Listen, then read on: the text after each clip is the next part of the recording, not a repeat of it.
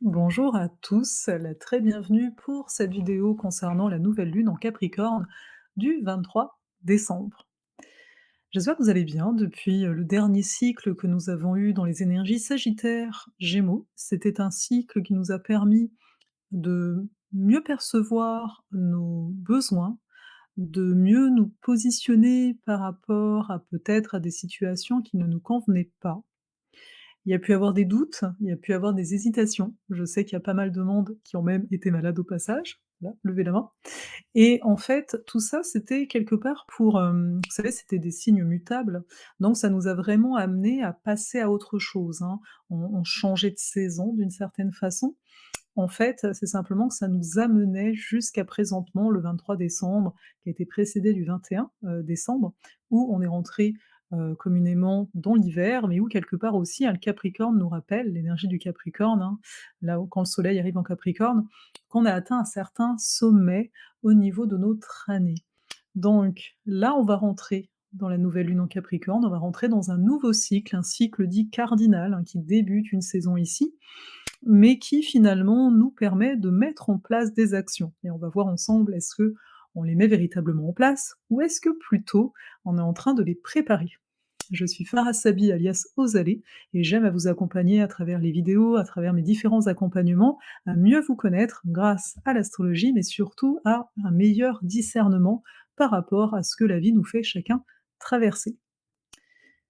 Sans plus tarder, nous allons regarder, cette carte de nouvelle lune, je vais me l'afficher moi aussi à l'écran.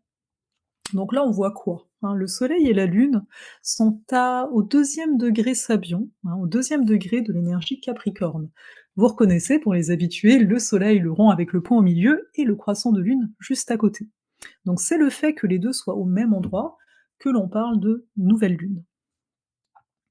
On remarque aussi, avant d'aller plus loin, qu'il y a 5 planètes, dont le Soleil et la Lune, dans l'énergie du Capricorne.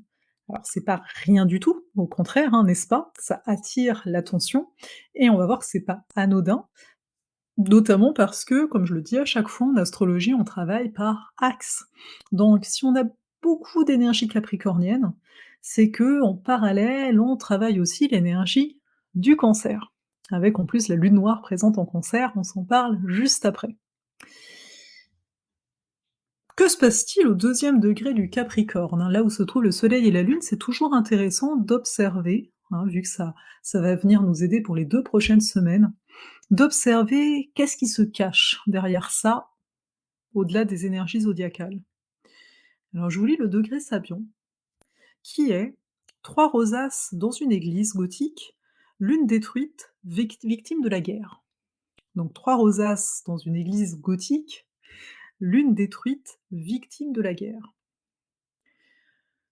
On est au début de l'énergie du Capricorne, hein, c'est le 2e degré et on nous parle de ça. Si vous avez regardé, ou si vous allez regarder, dépendant de quand vous voyez cette vidéo, les énergies de la semaine, mon astro-oracle de la semaine qui commence le 18 décembre? 18-19, non, le 19 décembre, eh bien, j'en parle quelque peu de solidité, en lien à ces énergies capricorniennes. Et là, par rapport à cette nouvelle lune, on nous décrit le fait que certains vitraux, enfin en tout cas une des rosaces sur les 3, on nous parle quand même de trinité, a été détruite en raison d'une guerre. On a toujours Mars rétrograde en Gémeaux en arrière-fond qui nous parle de nos conflits internes, de nos guerres intérieures. Normalement, on devrait aller mieux avec cette énergie de Mars rétrograde, avec nos colères, avec tout ça, dépendant bien sûr des choix qu'on a pu faire dernièrement. Mais c'est quand même intéressant de se dire: «OK, contre quoi je suis en train de combattre? Qu'est-ce qui ferait que je me sentirais totalement ancrée, totalement solide en moi et que je ne me permets pas, parce que je me sens en guerre, parce qu'il y a quelque chose où je ne mets peut-être pas de limite, parce que peut-être, je trouve le temps trop long», hein, Capricorne, on nous parle quand même de cette notion de temps, parce que au contraire, je trouve le temps trop rapide et je n'ai pas le temps de me poser. Il y a quelque chose de cet acabit-là, parce qu'on nous parle de Trinité, 3 rosaces. La rosace, au sein d'une église, eh ben, ça nous apporte la lumière, C'est d'ailleurs bien souvent assez beau, hein, à regarder là, il y a un côté d'union, hein, avec le rond en tant que tel en termes de forme. Donc c'est de se rappeler: «OK, dans cette trinité», si je dis que la trinité, c'est le corps, l'esprit et le cœur, qu'est-ce qui a été «détruit» pour vous le plus, entre guillemets? Ou qu'est-ce qui a besoin d'être détruit pour pouvoir reconstruire après? Parce que quand on nous parle de destruction, c'est ce que nous dit l'axe Scorpion-Taureau, c'est qu'automatiquement, il y a construction. C'est ce que fait la nature à chaque année avec les saisons. OK, les arbres perdent les feuilles et puis l'année d'après, il y a de nouvelles feuilles. On détruit pour pouvoir, à partir de ce qui a été détruit, avoir de la nourriture quelque part pour reconstruire. Vous verrez, partant de là, j'ai voulu aller voir qu'est-ce qui forme un triangle dans cette carte du ciel-là de la nouvelle lune du 23 décembre et on s'en parlera après, on a notamment Vénus, Neptune et Uranus qui forment un trio, donc on ira voir, si vous le voulez bien, ce trio-là, voir qu'est-ce qu'il a à nous dire en particulier à chacun. Donc, maintenant qu'on a parlé du degré en tant que tel, qu'on a conscience qu'il y a des choses qui ont besoin d'être détruites pour être reconstruites, qu'il y a un équilibre à trouver pour avoir cette fameuse solidité dont nous parle l'énergie capricornienne, une solidité qui nous permet d'avoir de l'ambition. On va aller un peu plus dans les détails. Soleil, Lune sont en carré, on appelle ça comme ça. Ils sont en aspect de tension à Jupiter. Jupiter, le sort de petit 4 en bas à gauche, qui revient tout juste depuis le 20 décembre de retourner en Bélier. Jupiter, c'est une énergie qui va nous pousser à nous expanser, notamment en Bélier, à faire peut-être des choses, des actions totalement nouvelles. Et pourtant, rappelez-vous, Mars est rétrograde en Gémeaux, on a le goût de refaire des activités qu'on a déjà connues. Toutefois, on nous dit avec une nouvelle énergie, hein. Tout simplement parce qu'on n'est pas les mêmes qu'avant, et c'est quelque chose, quand on parlait de qu'est-ce qu'il y a à détruire pour reconstruire, bah, qu'on a à se rappeler en fait, hein, qu'on n'est pas totalement les mêmes, c'est pas, je vais refaire la même chose, la même aventure, pas du tout. Le fait que ce soit en carré, ça signifie simplement que d'un côté, j'ai des énergies capricorniennes qui me demandent de prendre le temps, qui me ramènent à l'essentiel, et de l'autre, une énergie bélier qui, au contraire, me dit: «Mais fais des choses nouvelles!» Donc comment on peut concilier ça? Il est là le conflit. Donc, à mon sens, ce sera à nous, pour concilier ça, bah, de reconnaître nos limitations. Quand je dis reconnaître nos limitations, c'est observer, hein, Saturne il est en Verseau, il maîtrise toute cette luminaison, c'est d'observer qu'on a besoin un minimum de d'avoir une vision, hein, de structurer notre vision. C'est pas simplement: «Je vais faire de nouvelles choses», c'est quelque part sur quoi s'appuient ces nouvelles choses? Qu'est-ce que tu vas venir chercher à solidifier donc, à reconstruire, à renforcer à travers ces explorations? Saturne, il est toujours en carré à Uranus, donc en étant carré à Uranus, on l'a cet aspect depuis 1 an et demi au moins, c'est toujours ce côté entre le nouveau, Uranus est toujours conjoint au nœud nord, il y a quelque chose à se réapproprier au niveau de notre corps, au niveau de notre présence, de mettre plus d'âme, hein. Uranus, il y a un côté, c'est l'éveil, beaucoup plus d'âme à nos choix, beaucoup plus d'âme à nos engagements et aussi à nos attachements. Donc on peut toujours être pris entre ce qui faisait du sens pour moi avant, ce qui faisait que je me reconnaissais avant, à travers mes différents choix et cetera, et ce qui n'en fait plus aujourd'hui et j'ai besoin d'aller me renouveler. Jupiter Bélier nous dit: Besoin d'un air nouveau». Le Capricorne nous dit: «Oui, mais là, tu pars sur de nouvelles bases, hein, on t'a détruit des choses dernièrement, tu accepté, ou peut-être pas encore, mais que certaines choses, ça ne marche pas pour toi et sachez qu'en faisant ça, on se renforce par conséquent». Donc en toile de fond, on a ça. Mais je commençais à vous dire tout à l'heure qu'on travaille en axe Capricorne-Cancer parce que notamment ici, on a donc Vénus, Mercure, Pluton, en plus du Soleil et la Lune, dans l'énergie du Capricorne. Et si vous observez, la Vénus, hein, la planète, c'est le rond avec la croix en dessous, donc c'est comme le miroir, moi j'aime à voir ça.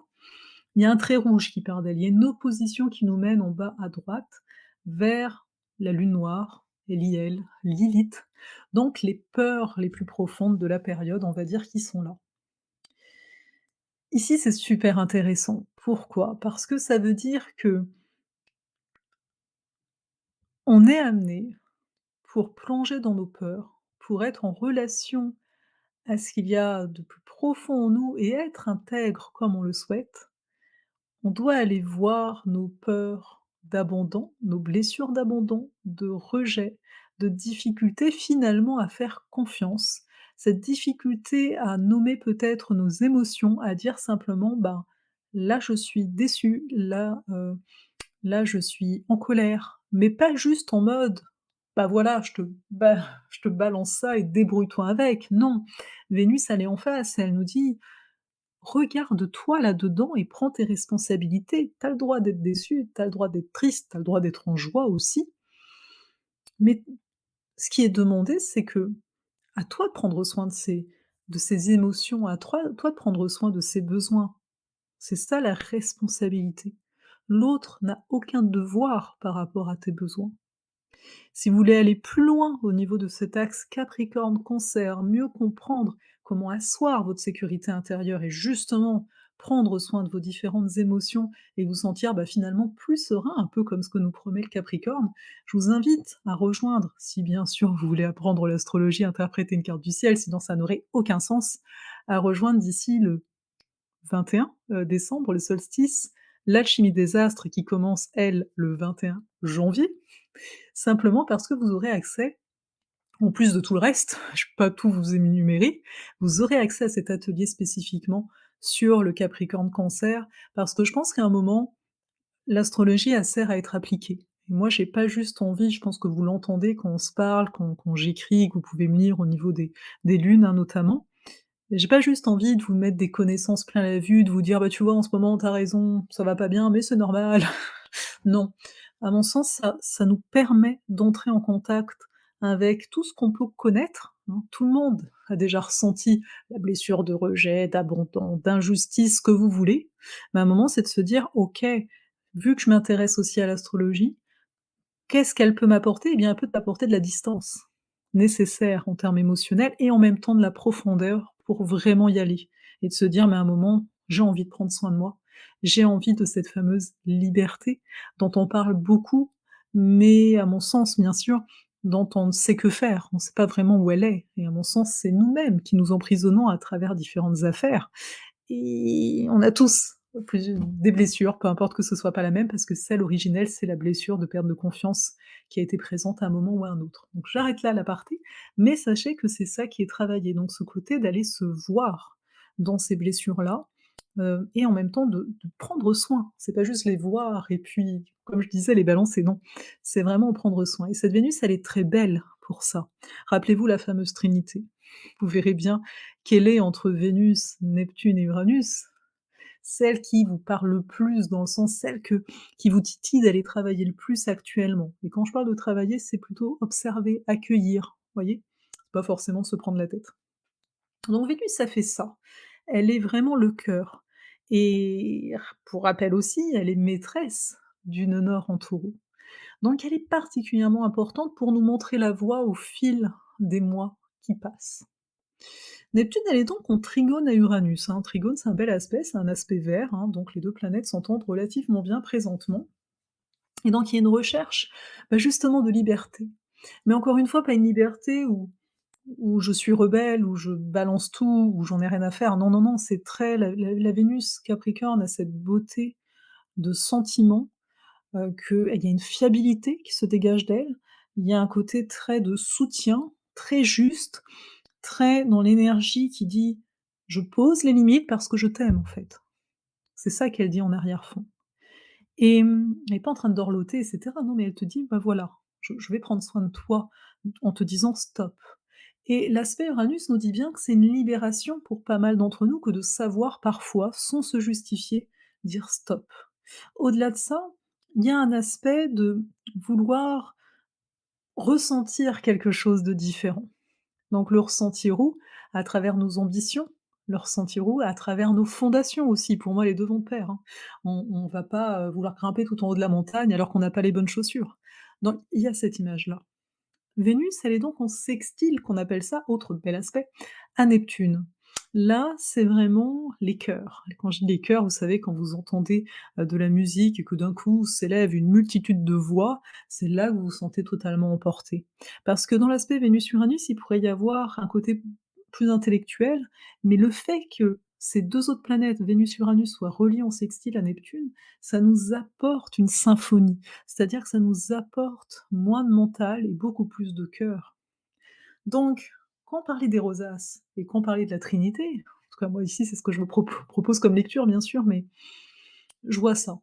Et on peut se dire: «OK, est-ce que tu te sens beaucoup plus yang d'une certaine façon?» Oui, à poser les limites et cetera, mais à avoir du mal à recevoir, à avoir du mal d'être dans une fluidité. Dans ces cas-là, ce serait Neptune. Ce serait avec Neptune qu'il y aurait un conflit.